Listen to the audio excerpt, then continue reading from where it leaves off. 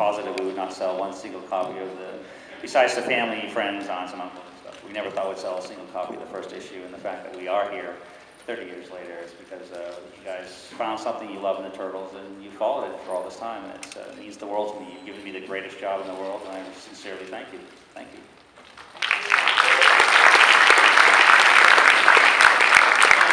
Randall, in trying to put all of this, together, to have to dig through that 30 years of history, what made you even want to do such a crazy thing?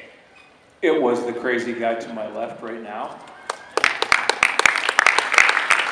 So, here's how that happened.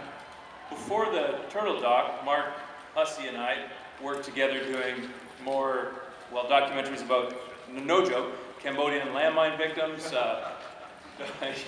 Mr. Akira who demines mines in Cambodia with a shovel, docs like that. And it wasn't, on our radar necessarily to do a pop culture doc, but we're pop culture fans. We worked on another project with Isaac. He approached us and he said, got a great idea. And he said, I want to do a documentary on TMNT. And I said, no. And Mark said, yes. And the reason why I said no was because I had heard that Kevin Eastman is the meanest. No, it's all true. The reason why I said no is I thought it's probably a huge project and has a ton of rights issues, but it was true, by the way.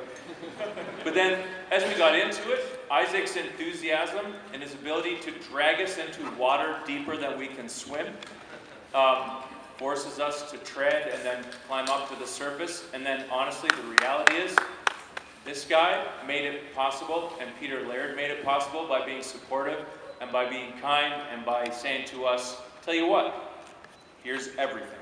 And that was amazing. Couldn't have done it without Kevin and Peter. That's the reality. And Peter Laird.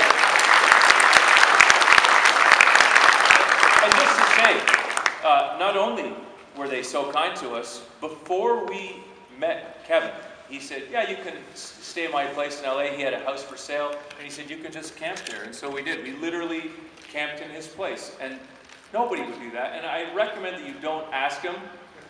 I'm not saying that's a great way to meet him. I figured, how dangerous could Canadians be, really? But it's true. I think he immediately knew that we were good guys and that we wanted to tell the story the right way. We made it very clear we didn't want to tell a bad story. We didn't want to tell an ugly story. We wanted to tell an awesome story, and I hope we did that.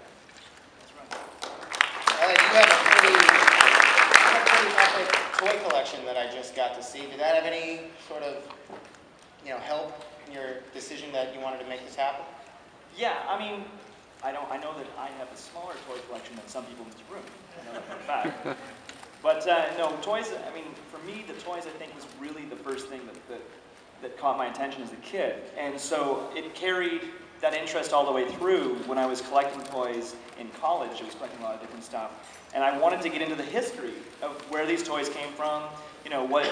As many of you here, you got drawn in by the design, by the look, by the feel, by the mystique, the backstory. And I wanted to know where these came from, what's the backstory. And I found that there wasn't a lot. Kevin had done an awesome book, the Arto biography, if I remember correctly. And that was more or less it, in terms of history written down stuff. So I said, you know what?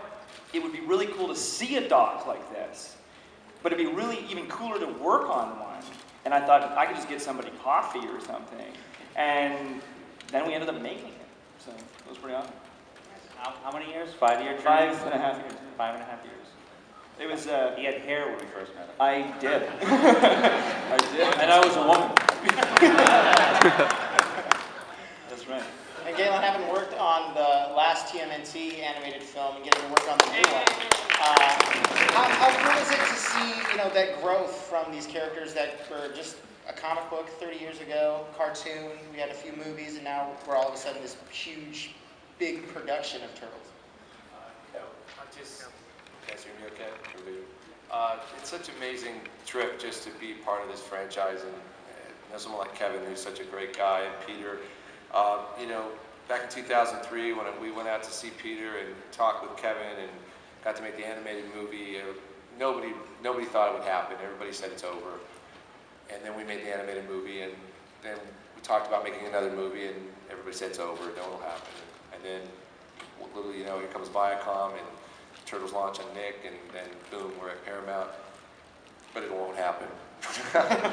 And I met Randall and the guys at 2009 at the Empire State Building, and they told me about this great dock, and we had lit up, it was the 25th anniversary, and they lit the tower green, and they sent me the dock, and I was just blown away. They had stuff in this dock I'd never even seen.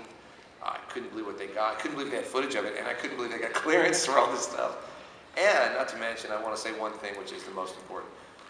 Documentaries are very, very hard to make, and they're very hard to get people to want you to make them and get people to distribute them, which was my sole job, just trying to get this thing out there for you guys. That's all I did.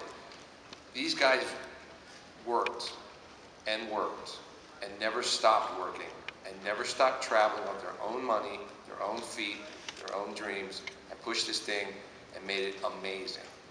And my hat is off to these guys up here, because they killed it.